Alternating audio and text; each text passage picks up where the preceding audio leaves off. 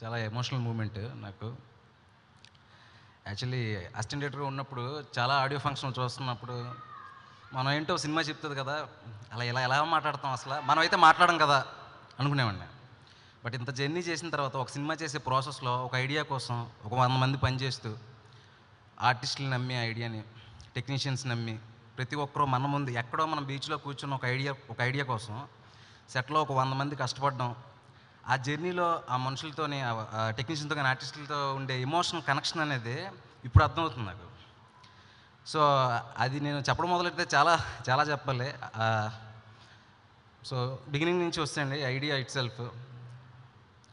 నేను ఇంటర్మీడియేట్ నుంచి నేను actually MSc BEd faculty side కూడా చేశాను. ఇంటర్మీడియేట్ నుంచి ఫిల్మ్స్ అంటే ఇంట్రెస్ట్. అలా చేసుకుంటూ వచ్చాను. వన్ ఫైన్ డే సినిమాలు మనం ఏదో ఒక కామెడియన్‌లా కాకుండా ఏదో నేర్చుకుందాం అన్నట్టుగా చూస్తున్నాం. ఇండస్ట్రీకి వెళ్ళాలి, ఏదో చేయాలి అనే దీంట్లో ఇక్కడికి రావడం, అసిస్టెంట్ డైరెక్టర్‌గా చేయడం, ఒక 4, 5 సినిమాలకి అసిస్టెంట్ డైరెక్టర్‌గా చేయడం అంతా జరిగింది. సో, కథలు రాసుకునేటప్పుడు కథల్లో ఎవరో ఒకరు హీరోని ఊహించుకుంటాం మనం ఖచ్చితంగా. అలాగా నాని గారితో నా జర్నీ ఈ సంవత్సరం. ఆయనతో నేను 6, 7 సంవత్సరాల నుంచి జర్నీ చేస్తున్నాను. నా కథల్లో హీరోగా జర్నీ చేస్తూనే ఉన్నాడు ఆయన. చాలా ఎమోషనల్ మూమెంట్స్. ఇప్పుడు అలా మొదలైంది ఈ సినిమా వచ్చినప్పుడు నేను ఒక కైండ్ ఆఫ్ స్క్రిప్ట్ రాసుకున్నాను. అప్పుడున్న ఆయన బాడీ లాంగ్వేజ్‌కి ఈ కథ ఇది కరెక్ట్ అనిపించేది. ఎక్కడో ఏదో ఒక ఎమోషనల్ కనెక్షన్ ఆయనతో నాకు. అది ఈ సినిమాలో తెలిసి నాకు ఈ కథ నాని గారికి చెప్పినప్పుడు ఒక పాయింట్‌లో ఆయన కళ్ళల్లో వచ్చిన నీటి చెమ్మ చూశాను. ఎగ్జాక్ట్‌గా అదే పాయింట్‌లో నేను కూడా ఎమోషనల్ అయ్యాను. సో, అప్పుడు అనిపించింది, అప్పుడు ఫామ్ అయిన ఎమోషనల్ కనెక్షన్ మేము ఎప్పుడు సినిమా గురించి తప్ప ఎప్పుడు మాట్లాడుకోలేదు. ఈ సందర్భంలో ఆ ఒక్క మాట చాలు, నేను ఆయనంటే నాకేంటి అనేది ఇది సరిపోతుందనేది నా నమ్మకం. ఇక పర్ఫార్మెన్స్‌కి వచ్చేసరికి ఇంకోటి వచ్చేసరికి నాని గారి గురించి నేను చెప్పడానికి ఏముంది, ఆల్రెడీ ఆయన బ్యూటిఫుల్ సీన్స్ ఉన్నాయి ఆయన పర్ఫార్మెన్స్. ఈ సినిమా వరకు ఆల్మోస్ట్ సెట్‌లో అందరం కూడా ఒక ఎమోషనల్ ట్రాన్స్‌లోకి వెళ్ళిపోయే సీన్స్ అట్‌లీస్ట్ ఒక 2, 3 సీన్స్ ఉంటాయండి.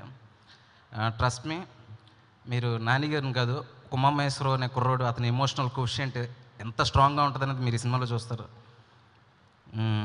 ఒక 3 క్యారెక్టర్స్ ఎమోషనల్ కాన్ఫ్లిక్ట్‌ని మీరు ఎంత ఫీల్ అవుతారంటే, ఆ క్యారెక్టర్స్ మిమ్మల్ని చాన్నాళ్ళు వెంటాడితే, ఆ క్యారెక్టర్స్ అలా క్రియేట్ అవ్వడానికి కారణం ఆర్టిస్టులు.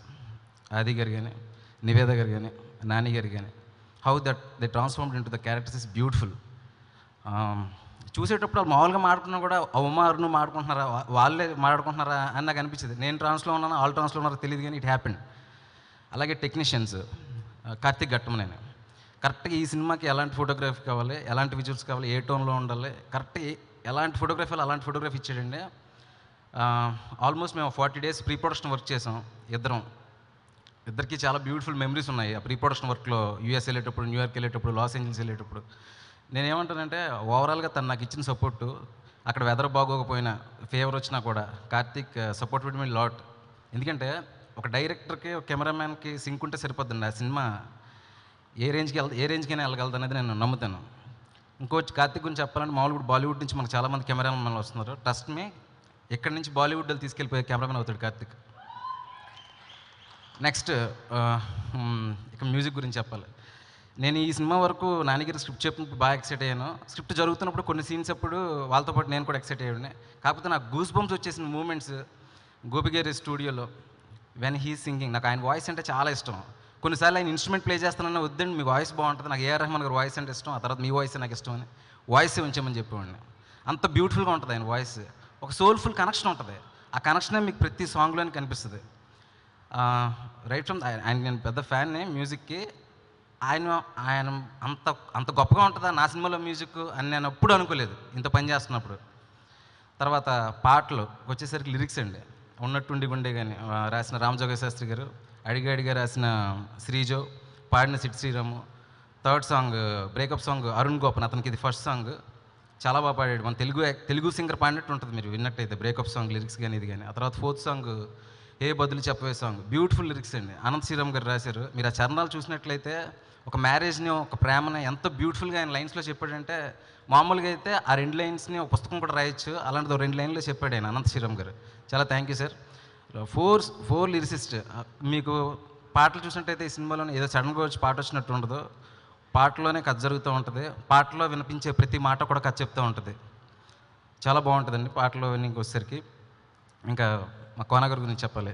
ఈ ఫిల్మ్ ఎక్కడ స్టార్ట్ అయింది అని చెప్పాలంటే ఆయన అన్నట్టు శివ తుర్లపాటి అని కొరియోగ్రాఫర్ ఆయన, అట్లాంటాలో ఉంటారు యూఎస్లో.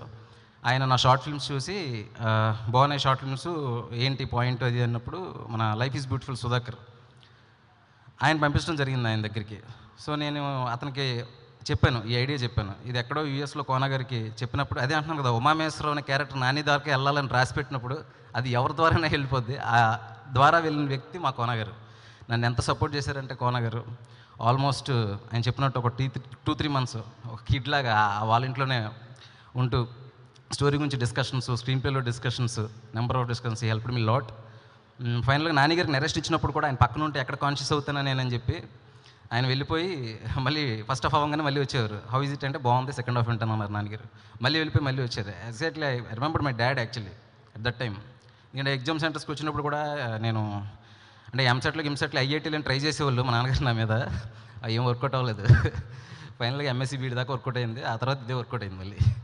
సో అప్పుడు ఆయన అలా ఎగ్జామ్ సెంటర్ దగ్గర అట్లా వెయిట్ చేసేవాళ్ళు అనమాట. అప్పుడు గుర్తొస్తుంది సార్ నాకు అది మూమెంట్. సో ఎనీవే కోనగారు, ఇంకా ఆది బ్రో, మా ఆది బ్రో గురించి ఏందో బ్రో అనుకుంటాను ఫోన్లు చేసేటప్పుడల్లా.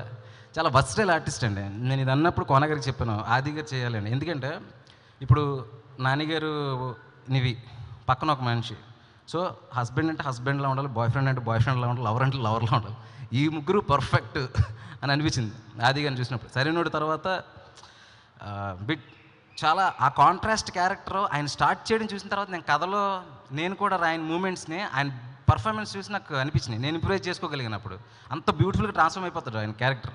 మృగం సినిమా నుంచి సరైనోడు, ఇప్పుడు ఈ సినిమా.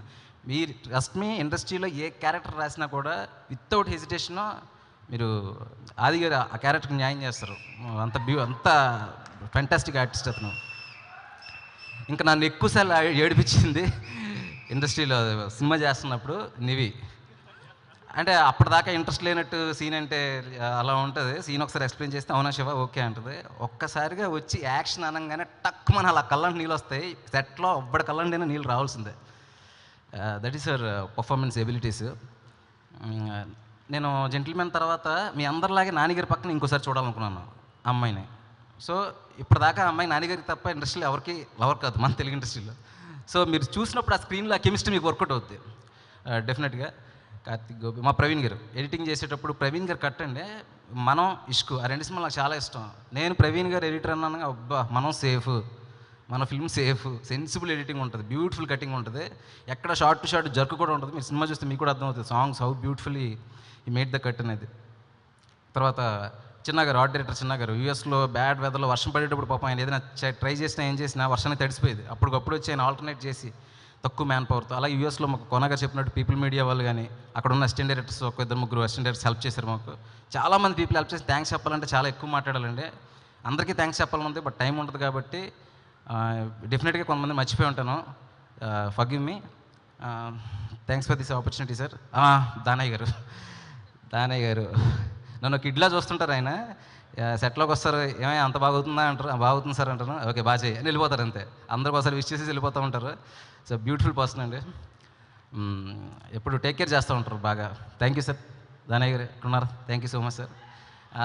ఎందుకంటే సో నేను 10 years నుంచి జర్నీ చేసేటప్పుడు సారీ ఇచ్చేసాను బ్రదర్. 10 years నుంచి జర్నీ చేసేటప్పుడు నా వెనకాతలు ఉన్న ఫ్రెండ్స్, నా పేరెంట్స్, వైజాగ్ నుంచి చూస్తున్న వాళ్ళు వీళ్ళందరికీ థ్యాంక్స్ ఫర్ యువర్ సపోర్ట్ రా. Thank you so much. Thank you sir. Thank you everybody. Thank you, Shiva garu, and wishing you all the success.